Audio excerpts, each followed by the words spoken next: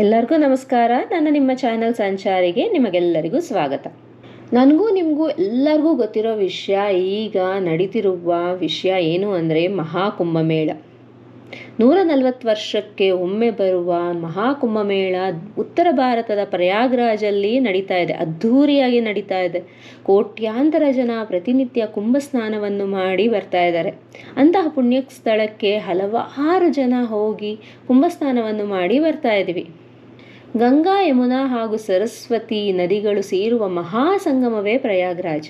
ಅಲ್ಲಿ ಹೇಗೆ ಕುಂಭಮೇಳ ನಡೀತಿದೆಯೋ ಅದೇ ರೀತಿ ನಮ್ಮ ದಕ್ಷಿಣ ಭಾರತದಲ್ಲಿ, ಅದು ನಮ್ಮ ಕರ್ನಾಟಕದಲ್ಲಿ 3 ನದಿಗಳು ಸೇರುವ ಮಹಾಸಂಗಮವಿದೆ. ಇಲ್ಲೂ ಸಹ ಕುಂಭಮೇಳ ಅದ್ಧೂರಿಯಾಗಿ ನಡೆಯುತ್ತೆ. ಕಾವೇರಿ, ಕಪಿಲ ಹಾಗೂ ಸ್ಫಟಿಕ ಸರೋವರಗಳು ಸೇರುತ್ತಿರುವ ಈ ಮಹಾಸಂಗಮದಲ್ಲಿ 3 ವರ್ಷಕ್ಕೊಮ್ಮೆ ಕುಂಭಮೇಳ ನಡೆಯುತ್ತೆ. ಈ ಸ್ಥಳ ಎಲ್ಲಿದೆ ಗೊತ್ತಾ? ಮೈಸೂರಿಂದ ಕೇವಲ 30 ಕಿಲೋಮೀಟರ್ ದೂರದಲ್ಲಿರುವ ತಿರುಮಕಡಲು ನರಸೀಪುರ ಅಂದರೆ ನರಸೀಪುರದಲ್ಲಿರೋದು. ಇಲ್ಲಿ ನರಸಿಂಹಸ್ವಾಮಿಯ ದೇವಾಲಯ ಇದೆ. ನಾವು ಕಾಶಿಗೋಗಿ ಕಾಶಿ ವಿಶ್ವನಾಥನ ದರ್ಶನ ಮಾಡಿ ಬರುವ ಪುಣ್ಯ ಎಷ್ಟು ಬರುತ್ತೋ ಅದಕ್ಕಿಂತ ಒಂದು ಗುಲಗಂಜಿಯ ಪುಣ್ಯ ಹೆಚ್ಚಾಗಿ ಇಲ್ಲಿ ಬಂದು ನಾವು ಸಂಗಮದ ಸ್ನಾನ ಮಾಡಿ ನರಸಿಂಹನ ದರ್ಶನ ಮಾಡಿದ್ರೆ ಸಿಗುತ್ತಂತೆ. ಸೊ ಇಂತಹ ಪುಣ್ಯ ಕ್ಷೇತ್ರದಲ್ಲಿ ನಮ್ಮ ಕರ್ನಾಟಕದಲ್ಲಿ ಅತಿ ಸಮೀಪದಲ್ಲಿ ನಡೀತಿರುವ ಕುಂಭಮೇಳಕ್ಕೆ ನಾವೆಲ್ಲರೂ ಹೋಗೋಣ. ಪ್ರಯಾಗ್ರಾಜಲ್ಲಿ ನಡೀತಿರುವ ಮಹಾಕುಂಭಮೇಳಕ್ಕೆ ಸಾಕಷ್ಟು ಜನ ಹೋಗಿ ಬರ್ತಾ ಇದ್ದೀವಿ.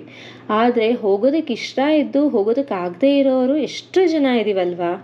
ಅಂಥವ್ರಿಗೆ ಇದೊಂದು ಸದಾವಕಾಶ ಅಂತ ಹೇಳ್ಬೋದು. ಯಾಕೆ ಅಂದರೆ ತುಂಬ ಸಮೀಪದಲ್ಲಿ ಹತ್ತಿರದಲ್ಲೇ ನಡೀತಿರುವ ಈ ಕುಂಭಮೇಳಕ್ಕೆ ನಾವು ಸಾಕ್ಷಿಯಾಗ್ಬೋದು. ಇದೂ ಸಹ ತ್ರಿವೇಣಿ ಸಂಗಮ. ಈ ತ್ರಿವೇಣಿ ಸಂಗಮದಲ್ಲಿ ಪುಣ್ಯ ಸ್ನಾನವನ್ನು ಮಾಡಿ ಬರ್ಬೋದು. ಸೊ ಯಾಕೆ ಲೇಟು? ಪ್ಲ್ಯಾನ್ ಮಾಡ್ಕೊಳ್ಳಿ.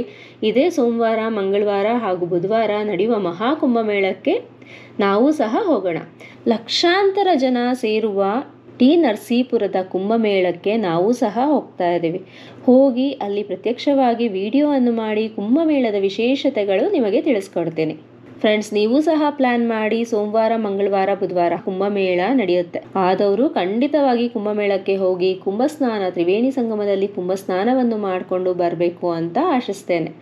ಈ ವಿಡಿಯೋ ನಾನು ಇಲ್ಲಿಗೆ ಮುಗಿಸ್ತಾ ಇದ್ದೀನಿ. ಬರೋ ವಿಡಿಯೋದಲ್ಲಿ ಕುಂಭಮೇಳದ ವಿಶೇಷತೆಗಳೊಂದಿಗೆ ನಿಮ್ಮ ಮುಂದೆ ಬರ್ತೇನೆ. ಈ ಚಾನಲ್ಗೆ ಸಬ್ಸ್ಕ್ರೈಬ್ ಮಾಡೋದನ್ನು ಮರೆಯಬೇಡಿ. ಸಬ್ಸ್ಕ್ರೈಬ್ ಮಾಡಿ ನಿಮ್ಮ ಸ್ನೇಹಿತರೊಂದಿಗೆ ಹಂಚಿಕೊಳ್ಳಿ. ನಾನು ನಿಮ್ಮ ಸಂಚಾರಿ. ಬನ್ನಿ ಜೊತೆಗೆ ಮಾಡೋಣ ವಿಹಾರಿ. ಧನ್ಯವಾದಗಳು.